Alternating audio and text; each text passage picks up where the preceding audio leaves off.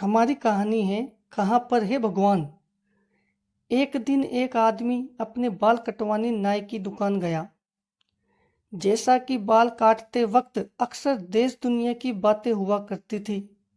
देश दुनिया की बात करते करते अचानक भगवान के अस्तित्व को लेकर बात छिड़ गई। नाई ने कहा, देखिए भैया, आपकी तरह मैं भगवान के अस्तित्व में यकीन नहीं रखता। ये बात सुनकर आदमी ने पूछा, तुम ऐसा क्यों कहते हो? अरे भैया, ये समझना बहुत आसान है। बस गली में जाइए और आप समझ जाएंगे कि भगवान होते हैं या नहीं।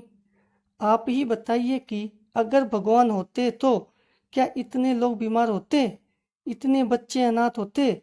अगर भगवान होते तो किसी को कोई दर्द, कोई तकलीफ नहीं होती। नाय ने बोलना जारी रखा, मैं ऐसे भगवान के बारे में नहीं सोच सकता जो इन सब चीज़ों को होने दे। आप ही बताइए, कहाँ है भगवान? आदमी नाई की बात सुनकर एक क्षण के लिए रुका। कुछ सोचा पर बहस बढ़े ना, इसीलिए चुप ही रहा। नाई ने अपना काम खत्म किया और आदमी पैसा देकर कुछ सोचते हुए दुकान से बाहर निकला और कुछ दूर जाकर खड़ा हो गया। वो सोचने लगा, नाई को उसी की भाषा में समझाना होगा। कुछ देर इंतजार करने के बाद उसे एक लंबी दाढ़ी मूछ वाला अधेड़ व्यक्ति उस तरफ आता दिखाई पड़ा। उसे देखकर लगता था मानो वो कितने दिनों से नहाया धोया ना हो।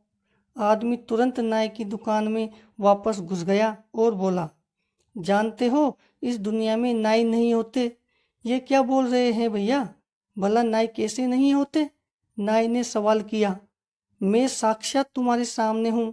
नहीं, आदमी ने कहा, वो नहीं होते, वरना किसी की भी लंबी दाढ़ी मूछ नहीं होती।